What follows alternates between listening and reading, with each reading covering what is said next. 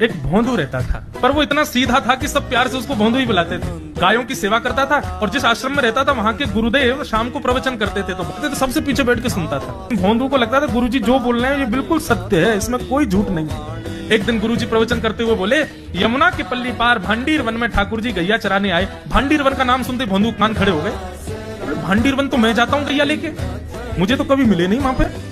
अरे मुंह में ही कमी होगी, मुंह में ही सामर्थ्य नहीं होगी उनको देखवे कि मैं ही नहीं देख पाए होंगे, वो तो आते होंगे वहां पे, वो ये ना देखे होंगे। भोंदू ने पहली बार जिज्ञासा करी, गुरुदेव ठाकुर जी दिखते कैसे हैं? तो गुरुदेव भी हंस गया, अच्छा भोंदू पूछ रहा है, बैठ जाओ बताते हैं। मोर मुकुट पहनते हैं ठाकुर जी, और बोले 2 कान हैं लेकिन कुंडल एक ही पहनते हैं। ठाकुर जी ऐसे पुष्प तोड़ के कान के ऊपर लगा लेते हैं, दोनों कानों में एक ही कुंडल को फेर फेर के पहनते। ठाकुर जी पीली पीताम्बरी, ऐसी ठाकुर जी पीली पहनते, पीली पीताम्बरी। माला कैसी पहनते हैं? ठाकुर जी ऐसी पहनते हैं पूरी पैरों तक जाए। ये देखो गुरु जी कह रहे हैं तो निश्चित है भंडीर वन में आते हैं ठाकुर जी। भोंदू अपनी गैया लेकर के भंडीर वन पहुंच गया। गैया चर रही थी, अब भोंदू ढूंढ रहा है, कभी वृक्ष के नीचे जाके देखे, कभी कहीं देखे, कभी ढूंढे कहीं से चंदन की सुगंधी आ जाए। गुरुजी बता रहे थे उनमें से चंदन की सुगंधी आती है, क्या पता कन्हैया यही कहीं हूं। इतने भाव से, इतने प्रेम से और इतने भोलेपन से ढूंढने लगा ठाकुर जी को, और ठाकुर जी नहीं मिलते ना तो अपने आप को ही कोसता, मुंह में योग्यता ना होगी यही मारे ना मिल रहे, ठाकुर जी तो यही है। गुरु जी की बात गलत नहीं है, ठाकुर जी तो यही है। उसके उस सहज भाव पर, उसके उस सरल भोंदूपने पर ठाकुर जी रीझ गए। और इतने में ही भोंदू हताश निराश उदास बैठा था, खुद को कोस रहा था, मुंह में योग्यता ना है, मुंह ठाकुर जी मिलना है रहे।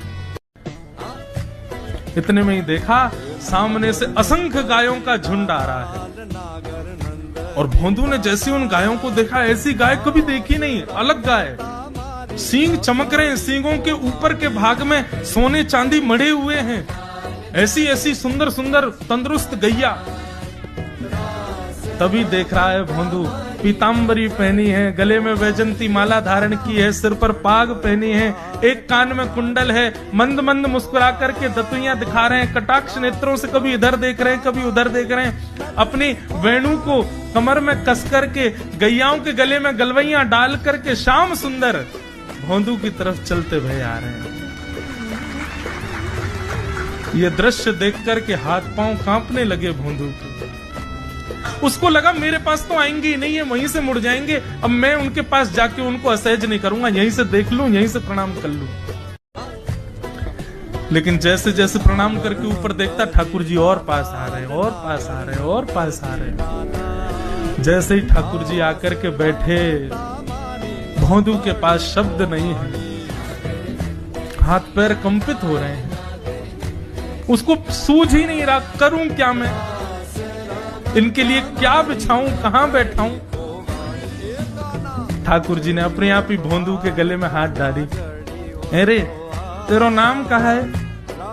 जैसे ही ठाकुर जी ने नाम पूछा, भोंदू अपना ही नाम भूल गया, बोले मुझे याद ही नहीं मेरा नाम क्या है, पर प्रेम से सब लोग मुझे भोंदू बुलाते हैं। अब तो भोंदू नाम सुनते ही ठाकुर जी ताली दे दे के हंसने लगे, तेरा नाम भोंदू है? बोले हाँ मेरा नाम भोंदू है।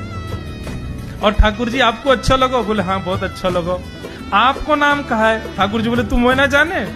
बोले जानू तो ना हूं, लेकिन गुरुजी ने जैसा रूप बताया वैसा ही है आपको। तो आप कहीं नंद नंदन तो नहीं हो? ठाकुर जी बोले हाँ मैं नंद नंदन नहीं हूँ, यशोदा जी को लाला, नंद जी को लाला। भोंदू बोलो जय हो भगवान, आज आपके दर्शन है गए। गुरु जी और सब बालकन को तो आप शायद रोज ही मिलते होंगे, लेकिन मैं ही अभागो, मोकू आप आज ही मिले हो।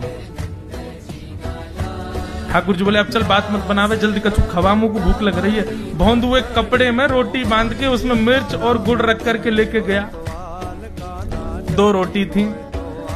भोंदू ने जैसे खोली, एक रोटी ठाकुर जी के सामने धर दी, एक अपने पास रख ले, बोले मैं भी तो खाऊंगा। ठाकुर जी ने बढ़िया रोटी ऐसे घुमाई और प्रेम से गुड़ खामे और रोटी पान लगे प्रेम से, और ठाकुर जी तो चप चप करके नेक देर में पा गए। भोंदू तो भूल ही गयो, मुख खानो भी वो ठाकुर जी को ही देख रहा है। ठाकुर जी बोले और जोर की भूख लगी, ला अपनी रोटी दे दे। भोंदू बोलो मुंह को भी भूख लगी है, भूख लगी है। बोले अच्छा चल आधी आधी खा ले, या मैं आधी तू खा ले आधी मैं खा लूं, दोनों खा लिए। कल तनेक्सी से ज्यादा सी रोटी ले आइयो, भूख ज्यादा लगे, और सुन यही समय आइयो, मिलूंगा कल भी तोते। ठाकुर जी अपने मार्ग पर चले गए। भोंदू इतना प्रसन्न है, बोले आज मुझको ठाकुर जी मिल गए। गुरुदेव के प्रवचन का समय हो गया, भोंदू पीछे जाके बैठ गया, अपने गुरुदेव को प्रणाम करे, इनकी कृपा से ठाकुर जी मिले। उसने किसी को नहीं बताया, उसको लगा सबको ही मिलते हैं भगवान, मुझे ही मिले हैं बहुत दिन बाद। दूसरे दिन भोंदू खूब सारी सामग्री रसोई घर में इकट्ठा करके जाने लगा। किसी ने जाके गुरुदेव से कह दिया कि भोंदू बहुत सारी सामग्री ले जा रहा है। गुरुदेव ने जाके कही, भोंदू उतनी सामग्री ले जा रहा हो भैया, वो भंडारो करेगो का? नहीं गुरुजी भंडारो तो नहीं करूंगा, वो नंद नंदन नाम है, वो यशोदा नंदन मदन मोहन वो अपनी गैया चरा के आए, कल भी आए, मेरी रोटी खा गए, मैं भूखो ही रहेगो कल। या हमारे ज्यादा सी ले जा रहा हूँ, बेचारे बहुत भूखे आए कल, उनको पेट भर जाएगा, मैं भी पाए लूंगा, या हमारे गुरुजी आज ज्यादा सामग्री ले जा रहा हूँ। गुरुदेव ने मन में सोचा, ये बात कोई और कहे तो अविश्वास किया जा सकता है, लेकिन भोंदू झूठ नहीं बोलता। भोंदू कभी झूठ नहीं बोलता, भोंदू की बात पर विश्वास करना ही पड़ेगा। गुरुदेव बोले, सुन सुन इधर बैठ। ठाकुर जी आए थे? बोले हाँ।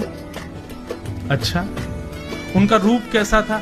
जैसा रूप आपने बताया था ना गुरुजी, बिल्कुल वैसा, ऐसे कटाक्ष नेत्र, मोती जैसे दांत, ठाकुर जी की मुस्कान ऐसी, पाग ऐसी, कान ऐसे। गुरुदेव के तो नेत्र बंद हो गए, वे सब अनुभव करने लगे। लेकिन गुरुदेव बोले, रूप कैसा भी बता दे, चरण यदि इसने बता दिए